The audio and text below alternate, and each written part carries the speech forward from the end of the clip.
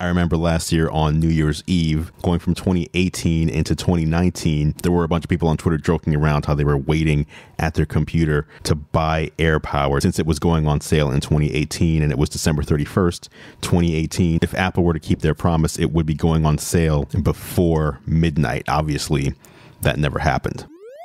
Welcome to Geared Up, brought to you by National Car Rental. I'm Andrew Edwards, editor-in-chief of Gear Live and host of Geared Up. Geared Up is your weekly podcast that brings you the biggest news from the world of consumer electronics. And on the agenda today, we'll be talking about the cancellation of Apple's AirPower charging mat, that long-awaited wireless charger that looked like it was on the brink of finally launching, and then at the last minute, Apple canceled. We're also going to be talking about my 5 favorite HomeKit compatible smart home devices, alongside the upcoming Sega Genesis Mini.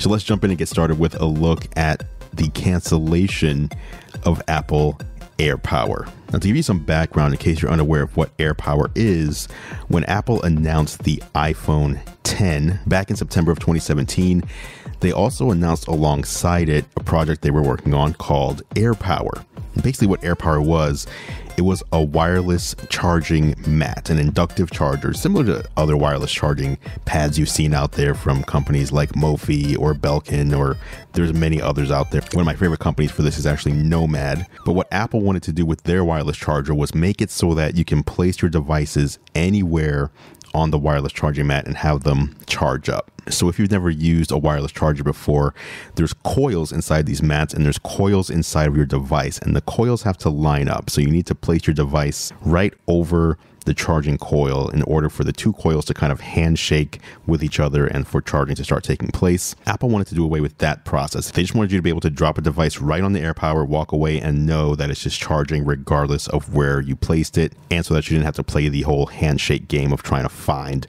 where the sweet spot was on your wireless charger. The other unique thing about AirPower was that it was going to be able to charge your iPhone, your AirPods, if you had a wireless charging AirPods case, and your Apple Watch, all 3 devices at one time. And on the display of your iPhone, it would actually show the charging status of each device that's placed on the AirPower pad along with it. So there were a couple of things that set AirPower apart. Nothing that's truly groundbreaking from a user perspective, but no one else has done any of this before, so it would have been a first coming from Apple. Now, before we jump into what happened, here is the official statement from Apple. After much effort, we've concluded AirPower will not achieve our high standards, and we have canceled the project. We apologize to those customers who were looking forward to this launch. We continue to believe that the future is wireless and are committed to push the wireless experience forward. And that was a statement from Dan Riccio, Apple's Senior Vice President of Hardware Engineering. When they announced it in September 2017, they said it would be a 2018 product. So a lot of people assumed that we'd see it in the spring of 2018. And then when it didn't come, people thought we'd see it in the fall alongside the following year's iPhone. That would be the iPhone XS. But instead what happened was when Apple announced the XS, they didn't mention AirPower at all. And AirPower seemed to disappear from the Apple website as well. So then speculation started that AirPower may have been canceled altogether, although Apple never said that it was. But it was odd that a full year had gone by. They said it was a 2018 product and then never mentioned it again for the entire year of 2018. I remember last year on New Year's Eve, going from 2018 into 2019, there were a bunch of people on Twitter joking around how they were waiting at their computer to buy AirPower since it was going on sale in 2018 and it was December 31st, 2018. If Apple were to keep their promise, it would be going on sale before midnight. Obviously, that never happened. Rumors started circulating that Apple was having issues with overheating of the AirPower pad, and the reason for that was because of all the coils they needed to put inside of the device. I mentioned earlier that in order for wireless charging to happen, there's a coil inside your device that needs to handshake with a coil inside of your wireless charging pad. Well, in order for AirPower to do what Apple said it was going to be able to do, it needed to have coils pretty much everywhere inside of the casing. And apparently Apple was testing designs with up to 32 different coils inside of the AirPower device, and the coils were reacting to each other and overheating the product. So number one, you can't ship a product that's overheating. We saw what happened with the Samsung Galaxy Note 7, which had to be recalled twice and ultimately canceled due to overheating and bursting into flames. Apple didn't want that kind of situation happening. But another issue that iFixit brought up, and let me just read this to you. This is from iFixit, an article which mentions why AirPower was canceled. They say, we asked an engineer with experience building wireless charging systems what obstacles Apple was working to overcome. And now this is William Lumpkins, the VP of engineering at ONS Services, speaking. He said, over time, these harmonics add up and they become really powerful signals in the air. And that can be difficult.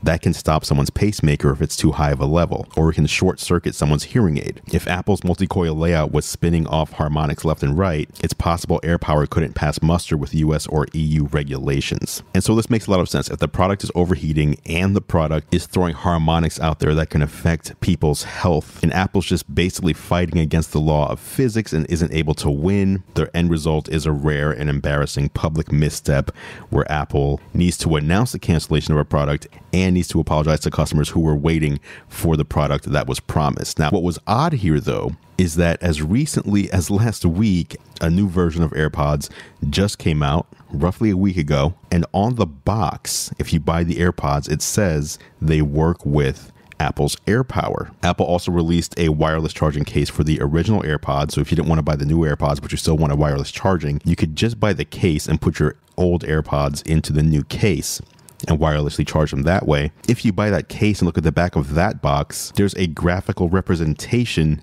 of AirPower on the back of that box as well. Recent versions of iOS betas have also shown AirPower code was being added in. So it seemed like Apple was on the cusp of thinking that they were going to be able to do this, and at the last minute realized it just wasn't going to happen. And so here we are, we're left with no AirPower for anybody. But if you're looking for a product that can charge your iPhone, your AirPods, and your Apple Watch all at once, check out Nomad's charging hub. They're at nomadgoods.com. It's not like AirPower where you can just place anything anywhere and it'll charge all three, but the charging mat does have 3 coils in it, plus a dedicated area to charge an Apple Watch 2. So you can place a phone over one coil, your AirPods over another coil, and place your Apple Watch in the Apple Watch charging area, and all 3 will charge up. Up next, we will be talking about my 5 favorite HomeKit compatible smart home devices. This is a preview of a video I'll be releasing later this month. That's coming up next right here on Geared Up. Welcome back to Geared Up. I'm Andrew Edwards. It is now time for the National Car Rental Story of the Week. Big shout out to National Car Rental for sponsoring Geared Up. And hey, be sure to check out my other show that I do with National Car Rental. That show is called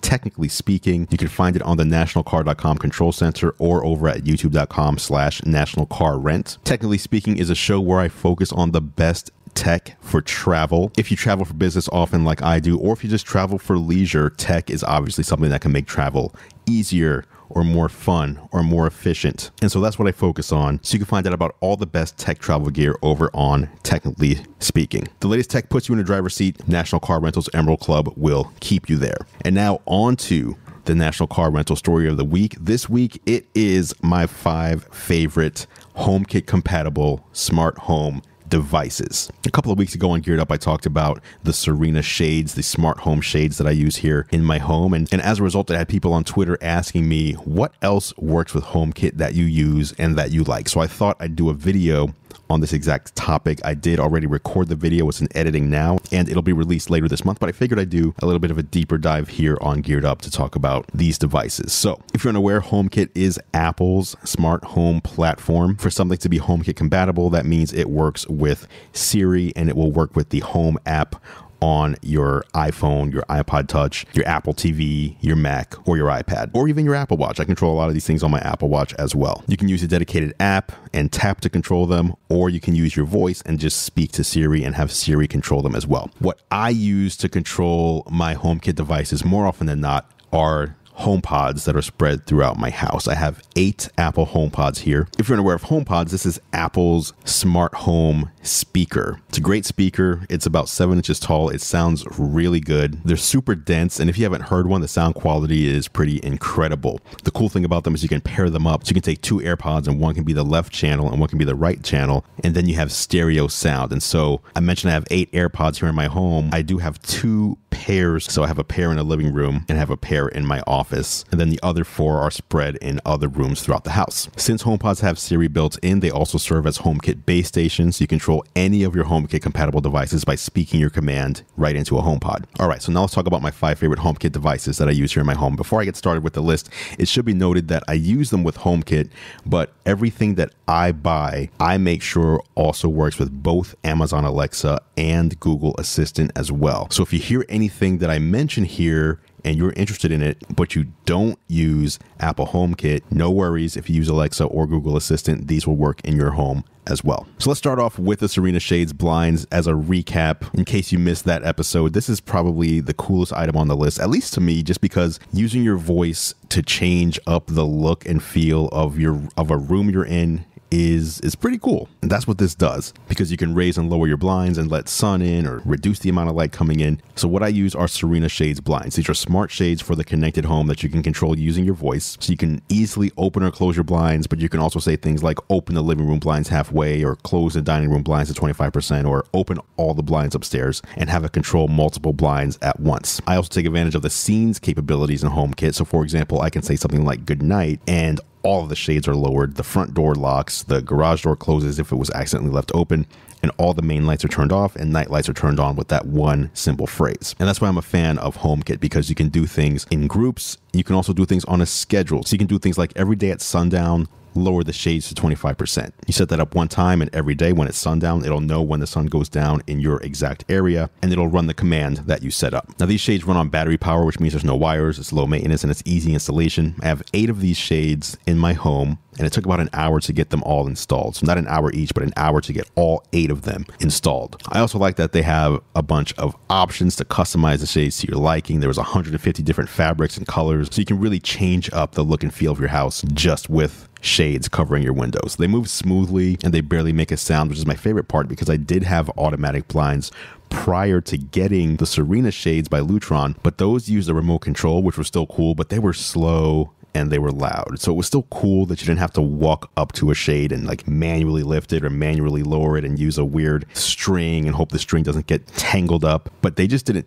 sound good when they were moving. So I'm definitely happy with these Serena Shades and being able to just use my voice to control them. Next up, let's talk about my Chamberlain garage door opener. I have a B970, and it's a smart garage door opener. Same thing, you can use your voice to control it and also set it up on scenes. So this unit connects to your home network over Wi-Fi, allowing you to control it with the included wall switch. There's also a wireless keypad. There's a smartphone app, and of course you can use your favorite voice assistant. And this one's pretty straightforward because it's just your garage door. So it's usually just opened or it's closed. You can ask Siri to open the garage door, or you can ask Siri to close your garage door, but you can do this from anywhere in the world. So if you've left your home and you think, wait a minute, did I close the garage door? And you're on the road, you're on the highway, just ask Siri to close your garage door. And what's cool about that is if you use a voice command to close the door, so let's say you're out and about, or you're just in your house, or even if you're standing in the garage, if you use a voice command to close the door, the unit will emit a warning sound to let others know the door is going to be closing, just in case someone's standing in the way. Being a HomeKit device, you can also get alerts on your phone when the garage door is opened or closed, just letting you know that something's happening with your garage door. You can pick these up for about $250, and for some odd reason, it works great with HomeKit for no extra fee. It works with Alexa with no extra fee, but if you want to use it with the Google Assistant, for some reason, Chamberlain charges you $1 per month or $10 per year just to do the same thing that you can do with HomeKit and Alexa for free. But if you want to do it with a Google Assistant, it costs you money. Moving on to the next device on my list, my August Smart Door Lock. I use the August Smart Lock Pro. This is the smart door lock I use to protect my home and allows me to lock and unlock my door from anywhere while also granting access to friends and family. It lets me track who's coming and going, and I can get alerts anytime my door is locked or unlocked. locked. The lock also has auto lock and auto unlock options, so I use geofencing to unlock my door. What I mean by that is it knows that if I pull into my driveway that I'm home, so if my phone enters my driveway area, it'll unlock my front door automatically for me. You can also use your voice to lock and unlock your door, and as I said earlier, I also have it set up in a scene to where if I say goodnight, for example, it'll just make sure the front door is locked in case the last person who used it forgot to lock the door. It also works with the August Smart Doorbell Cam, by the way, which is not a HomeKit device, but it works alongside the lock. So when someone rings my doorbell, I get a notification that allows me to get a photo of who it is, and then I can actually start a video conversation with them. And right at the bottom of that video feed is the controls for the door lock, so I can even unlock the door right from the video feed and let someone into the house if I want to. If you're interested in the August Smart Door Lock Pro, that sells right now for about $220. Next one on my list is the Ecobee 4 Smart Thermostat. The Ecobee 4 connects to your home Wi-Fi network, allowing you to control the temperature from anywhere that you have an internet connection. This isn't new, as there are a few other devices out there that do the same thing. However, there are a couple of things that set the Ecobee 4 apart from the competition. First is the built-in support for Apple HomeKit, allowing you to control it with Siri. So you can raise and lower the temperature with your voice, but again, you can also use it in scenes. So for example, HomeKit can lower the temperature in your home at sundown during the summer months, or raise it at sundown during the winter months, or you can even use geofencing to start heating or cooling your home when you leave the office and start heading back to your house. Even more impressive though, I know this is a HomeKit video, but the Ecobee 4 has Amazon Alexa built in itself. So I'm not saying that you can control it with Alexa, which you can, but the point of this is that it has it built in as if it was an Echo device. So you can talk to the Ecobee 4. You can ask it trivia questions. You can ask it to control your other devices in your home. You can basically treat it as if it was an Amazon Echo or Amazon Echo Dot. It has a speaker built in so it can talk back to you. If you're interested in the Ecobee 4, that sells for about $230. And last on the list of my favorite HomeKit devices are the Philips Hue lights. Now, this is probably the easiest way to get into smart home tech because they're just light bulbs, and you can control these light bulbs with your voice, or you can control them with an app. Now, there are a bunch of different companies that make smart lights, but the reason I like Philips Hue is because they have just about every type of light you can think of for both indoors and outdoors. They've got starter kits, bulbs, light strips, lamps, all sorts of accessories to controlling all of these different things. The lights are energy efficient LEDs, and they come in a variety of shapes and sizes to suit your space. You can pair everything with the Hue Bridge. So this is a device that plugs into your router, and it can support up to 50 Hue lights and accessories. So that's going to be your maximum number of Hue lights in your home, because you can't add more than one Hue Bridge onto your home network. So 50 lights and accessories total, which should be enough for just about anybody out there. Everything can be controlled with the Hue app itself, but of course we're focusing on HomeKit here, so you can control them with your voice. And it's not just simple commands like turn the lights on or turn the lights off, which you can do, but one of the main features about Hue lights is that the majority of them are multicolor. So you can say things like, yo Siri, change the lights in the kitchen to blue, or yo Siri, dim the lights in the dining room to 80%. One I use almost daily is yo Siri, and the reason I'm saying that versus hey is because I don't want to start activating Siri if you're listening to this podcast near your phone or near your HomePod. So one command I use almost every day is yo Siri, I'm watching TV. And what this does is it lowers the Serena shades if they happen to be raised. It turns the lights off in the living room. It turns on a Hue bias light that I have behind the TV. It dims the lights in the kitchen to 20% brightness, and it does that all with one single voice command. The easiest way to get started with Philips Hue is with a starter kit, which you can get 4 bulbs that can emit millions of colors along with the Hue Bridge for $200. And there you have it. Those are my 5 favorite HomeKit compatible smart home devices that I use here in my house. Any questions about any of these, feel free to tweet at me at Andrew Edwards, hit me up on Instagram at Andrew, or drop a comment over on youtube.com/gearlive. And I will get back to you and help you out if you want to get your smart home set up. Up next after the break, we will be talking about Sega's new Sega Genesis Mini console. That's coming up next on Geared Up. Welcome back to Geared Up. I'm Andrew Edwards. Let's jump into the final segment of this week's show. We are talking about the Sega Genesis Mini. The reason I wanted to talk about this one was because so many Geared Up listeners were enthralled by the NES Mini and the SNES Mini, both devices that Nintendo released a couple of years ago. Now, Sega's jumping on board. PlayStation did one of these, but it didn't fare too well. There were a lot of complaints about it, but Sega is now coming out with their own Sega Genesis Mini. Now, this is many months away. This actually isn't dropping until September 19th, so we're about 5 months away from the release of the Genesis Mini, but we do have some information about it. So it's going to have 40 built-in classic games. Now, checking the games list, they haven't announced them all yet, but they have announced games like Altered Beast, Castlevania Bloodlines, Comic Zone, Dr. Robotnik's Mean Bean Machine, Echo the Dolphin, Gunstar Heroes, of course, Sonic the Hedgehog, and Toe Jam and Earl. So these are classics. If you played the Sega Genesis back in the day, and when I say back in the day, like 25 years ago, roughly, if you were playing the Sega Genesis, these are games that were some of the best games in the world. They're also going to include 2 3-button Sega Genesis controllers, which actually made me a little sad, quite honestly, because if you remember back in the day, Sega Genesis originally shipped with the 3-button controller, but then later they released a 6-button controller, which was the perfect controller if you were playing games like Street Fighter 2 or Mortal Kombat on your Sega Genesis. It was the perfect fighting game controller, 6 buttons right on the face. And what's even more unfortunate is that the Japanese version of this release, if you were to buy the same system in Japan this September, those ship, instead of with 2 3-button controllers, they ship with 1 6-button controller, and then you can buy add-ons. Now, these controllers are USB, and the Sega Genesis Mini does have USB ports to plug the controllers into. They're just standard USB, so I'm hoping even here in America, you can just buy the 6-button controller USB style and plug it in, and hopefully those work. As for pricing, we are looking at $79.99 here in the US for the Sega Genesis Mini. So I'm curious what you guys think. Is $80 plus tax, obviously, depending on where you live, $80 for 40 classic Sega Genesis games in September with 2 controllers? Is this something that has you compelled? Has Sega piqued your interest? Again, let me know on social media. I'd love to hear from you and talk to you about it. But that's it for this week's edition of Geared Up. I appreciate you listening. As I said, you could always contact me on social media at Andrew Edwards on Twitter. Andrew is spelled Andru. On Instagram, I'm at Andrew. And of course, there's YouTube as well, youtube.com/GearLive for all my tech video content. If you're just streaming this show and you want to subscribe, be sure to head into your favorite podcast app and just search for Geared Up. That's 2 words, not one. You can find us on Apple Podcasts. You can find us in Spotify, Google Play Podcasts, or really anywhere you listen. And if you enjoy the podcast and like what I do, please do consider leaving a rating and review. That really helps other people find the show as well. Until next time, thank you so much for listening to Geared Up. I'm Andrew Edwards, and I'll catch you in the next podcast.